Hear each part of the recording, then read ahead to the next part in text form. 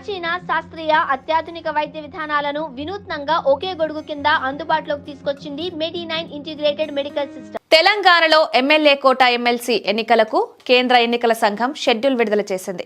తెలంగాణలో 5 స్థానాలు ఖాళీ కానుండగా మార్చి 3న నోటిఫికేషన్ విడుదల కానుంది. మార్చి 20న పోలింగ్, అదే రోజు ఫలితాలు వెల్లడి కానున్నాయి. ఎమ్మెల్యేల సంఖ్యాపరంగా చూస్తే కాంగ్రెస్ 4 స్థానాలు, బీఆర్ఎస్ 1 స్థానం దక్కించుకునే ఛాన్స్ ఉంది. తెలంగాణలో మరోసారి ఎన్నికల నగారా మోగింది. ఎమ్మెల్యే కోట ఎమ్మెల్సీ ఎన్నికలకు సంబంధించి షెడ్యూల్ ను కేంద్ర ఎన్నికల సంఘం విడుదల చేసింది. మొత్తం 5 స్థానాలకు ఎన్నికలు జరగనున్నాయి. మార్చి 3న ఎన్నికలకు నోటిఫికేషన్ విడుదల కానుండగా మార్చి 10 వరకు నామినేషన్లకు తుది గడువు ఇచ్చారు. మార్చి 20న పోలింగ్ జరగనుంది. అదే రోజు ఫలితాలు కూడా వెల్లడి కానున్నాయి.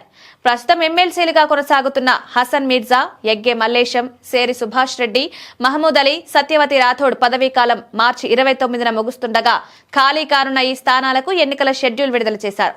తెలంగాణలో మొత్తం ఎమ్మెల్యేల సంఖ్య 119 కాగా 2023 అసెంబ్లీ ఎన్నికల్లో కాంగ్రెస్ తరపున 64 మంది విజయం సాధించారు.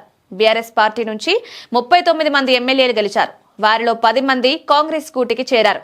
మొత్తం 5 స్థానాలకు సంఖ్యాపరంగా కాంగ్రెస్ 4 స్థానాలు, బీఆర్ఎస్ 1 స్థానం దక్కించుకునే ఛాన్స్ ఉంది. అయితే బీఆర్ఎస్ పార్టీ నుంచి అధికార కాంగ్రెస్ పార్టీలో చేరిన 10 మంది ఎమ్మెల్యేలకు బీఆర్ఎస్ విప్ జారీ చేసే అవకాశం ఉంది.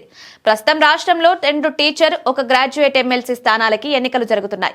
Medak, Adilabad, Nizamabad, Karimnagar teacher, graduate MLC స్థానంతో పాటు నల్గొండ, ఖమ్మం, వరంగల్ టీచర్ స్థానానికి ఈ నెల 27న పోలింగ్ జరగనుంది. ఈ 3 ఎమ్మెల్సీ ఎన్నికలకు బీఆర్ఎస్ పార్టీ దూరంగా ఉండగా కాంగ్రెస్, బీజేపీ, పలువురు స్వతంత్ర అభ్యర్థులు పోటీ చేస్తున్నారు.